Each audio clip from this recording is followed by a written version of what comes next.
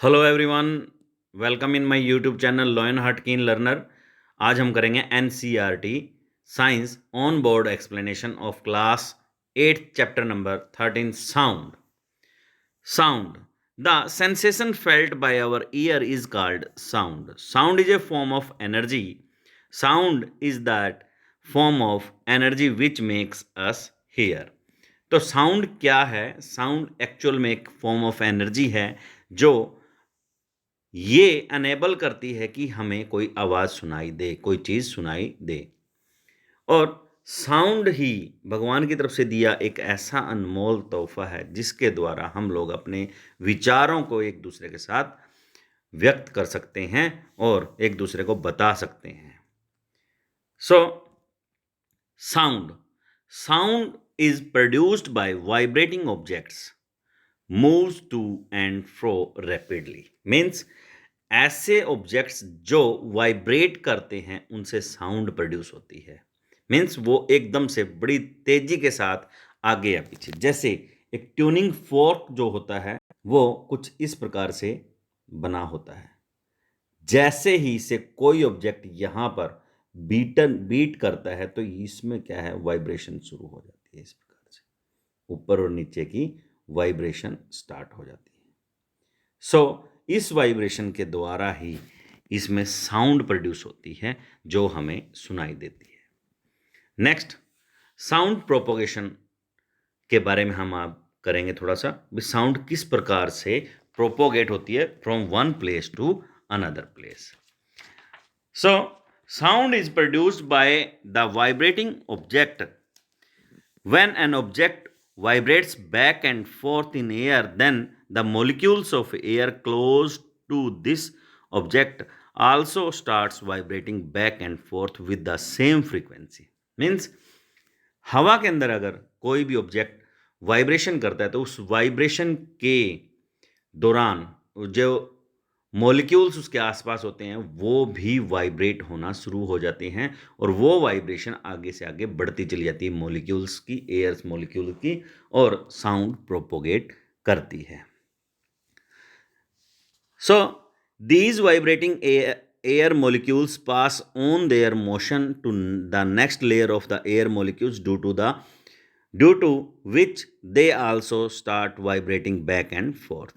This process goes on and and ultimately all the air molecules around sound producing object start vibrating back and forth.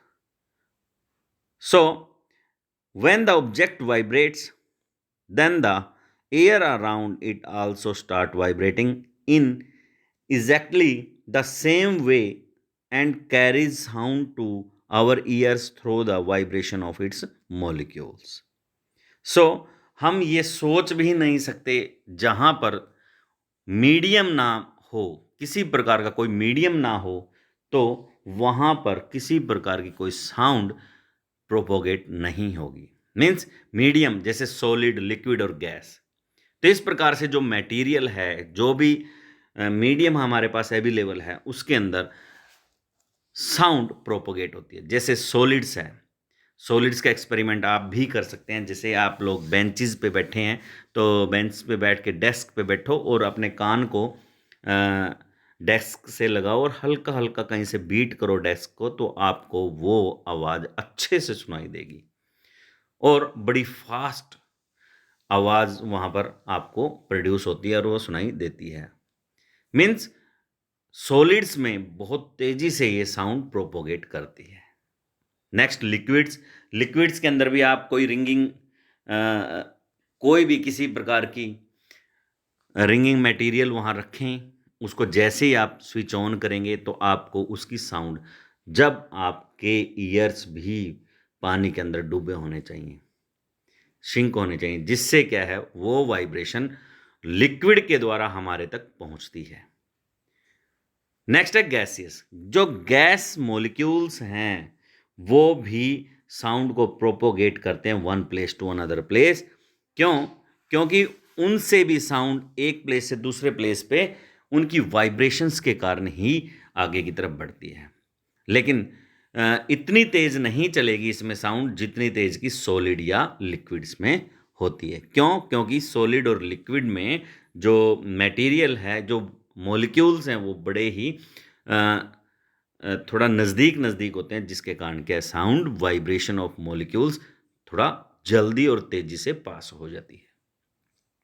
So sound can not travels without medium. Medium के बिना sound कभी भी travel नहीं करेगी। Means या vacuum कहाँ होता है? Outer space. मीन्स जो अंतरिक्ष यात्री हैं वो आउटर स्पेस में जाते हैं और वहाँ पर अगर वो आपस में बात करें विदाउट एनी रेडियो, तो हम वो आपस में एक दूसरे की बात को सुन नहीं पाएंगे। Sound can not travels through medium और in vacuum. You know very well, outer space में जितने भी हमारे अंतरिक्ष यात्री जाते हैं वो सभी साउंड के लिए एक दूसरे के पास वायरलेस या फिर कोई रेडियो ट्रांजिशन टाइप कोई चीज़ होती है उनके पास, जिससे वो अपना मैसेज एक दूसरे को सुनाते हैं। बट अगर ओपनली वो वहाँ पर बोलेंगे कुछ भी तो एक दूसरे को सुनाई नहीं देगा। क्यों? क्योंकि वहाँ पर किसी प्रकार का कोई मीडियम नहीं होता वैक्यूम में, और जिससे साउंड प्रोपोगेट नहीं होती, साउंड ट्रैवल नहीं कर पाती। जैसा कि आपको एक एक्टिविटी में दिखाया भी गया था कि मान लो हमारे पास एक ग्लास जार है और उसके अंदर हमने रखी है एक बेल जिसका कनेक्शन बाहर है।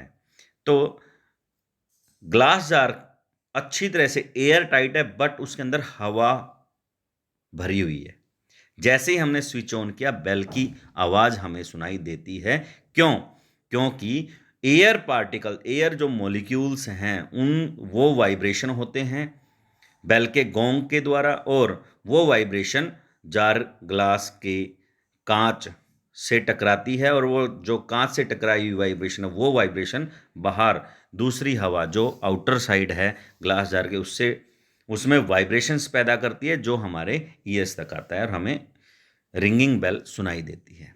नेक्स्ट, अगर इसमें हम वैक्यूम पंप के द्वारा सारी जो प्रेजेंट एयर है उसको बाहर निकाल दें, मीन्स नो एयर कंडीशन कर दें, मीन्स वैक्यूम बना दें उसके अंदर, और फिर बेल को स्विच ऑन करें, तो किसी प्रकार की कोई आवाज़ उस ग्लास जार से बाहर नहीं आएगी। सिर्फ आपको दिखाई जरूर देगा कि बेल रिंग हो रही है but no voice is coming out from the glass jar because there is an vacuum के कारण ऐसा होता है। वहां पर कोई मटेरियल, कोई किसी प्रकार का मॉलिक्यूल नहीं है जो वाइब्रेशन को आगे पास करे। सो नेक्स्ट आता है स्पीड ऑफ साउंड। साउंड की जो स्पीड है उसके बारे में, sound takes some time to travel from the sound producing body to our ears. Means sound producing body से लेके हमारे ईयर्स तक साउंड कुछ टाइम लेती है। The speed of sound depends on the nature of medium or material through which it travels. The speed of sound is different in different materials. In general, sound travels slowest in gases, faster in liquids and fastest in solids. जैसा कि आप देख भी सकते हैं, air में sound 340 metre पर second की स्पीड से मूव करती है। नेक्स्ट, वाटर के अंदर आप देख सकते हैं 1500 मीटर पर सेकंड की स्पीड से साउंड मूव करती है। नेक्स्ट है थर्ड, आयरन, सॉलिड जिसे हम बोल सकते हैं। तो यहां पर 5000 मीटर पर सेकंड की स्पीड से साउंड ट्रेवल करती है, मूव करती है। नेक्स्ट, आपको एक एग्जांपल मैं और देना चाहता हूं। आपने सुना होगा lightning, thunder lightning. Sometime when thunder lightning is happening in the sky, तो आपने देखा होगा कि लाइटनिंग पहले हमें दिख जाती है और साउंड उसके कुछ समय बाद आती है। ये आपने लाइव एक्सपीरियंस किया होगा। तो ये इसके पीछे सिर्फ स्पेशली एक ही रीज़न है कि साउंड एयर में 340 मीटर पर सेकंड की स्पीड से चलती है, जबकि लाइट जो चलती है, स्पीड ऑफ लाइट जो है वो है 3 लाख किलोमीटर पर सेकेंड, मीन्स 3 लाख किलोमीटर पर सेकंड की स्पीड से। तो कितनी ही ज़्यादा स्पीड से लाइट ट्रेवल करती है, जिसे हमें लाइट पहले दिखाई दे जाती है और साउंड बाद में सुनाई देती है। नेक्स्ट हम बात करेंगे characteristics of sound. Characteristics means sound actual में किस प्रकार से, कौन कौन से कैरेक्टरिस्टिक्स हैं इसके, जिनके बेसिस पे हम इसको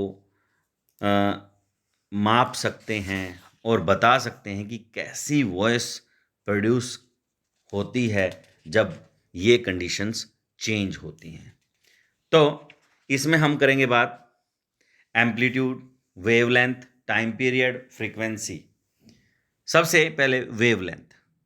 वेवलेंथ जो एक्सट्रीम पोजीशन है, मीन्स जब एक ऑसिलेशन फुली कंप्लीट हो जाती है, मीन्स हम कह सकते हैं यहां से मीन पोजीशन से चलती है और दोबारा से मीन पोजीशन पे आ जाती है, that one, this is the length between this और this is the length between this is called wavelength. इसको हम बोलते हैं वेवलेंथ। नेक्स्ट है time period. Time period means the time taken by vibrating object to complete one vibration is called its time period। Means एक wavelength जो बताई थी मैंने अभी आपको, तो इसी प्रकार से जो टाइम पीरियड होता है, पूरी एक वेव को कंप्लीट होने में जितना टाइम लगता है उसे हम बोलते हैं इसका टाइम पीरियड। ये जस्ट रिवर्स होता है फ्रीक्वेंसी का। नेक्स्ट है फ्रीक्वेंसी। फ्रीक्वेंसी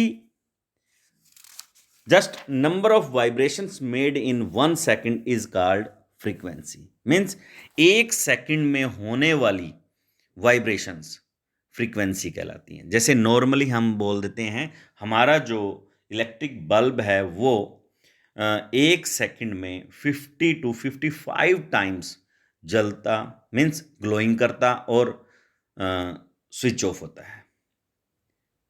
तो हम उसको देख नहीं पाते, ये हमारी आंखों का दोष है। मीन्स ये हमारी आंखों की कमी है कि हम उसे देख नहीं पाते, वो जब जगता और बुझता रहता है। तो लेकिन वो ऐसा होता है। That one is the frequency of light. Electricity की जो फ्रीक्वेंसी है, इसके जो फ्रीक्वेंसी मीन्स इसके जो पोल्स हैं वो बदलते रहते हैं, positive negative, negative positive, positive negative, like this. So that one is the frequency. तो एक सेकंड में जितनी बार ऐसा होगा, that one is the frequency of the vibration. Next है एम्पलीट्यूड।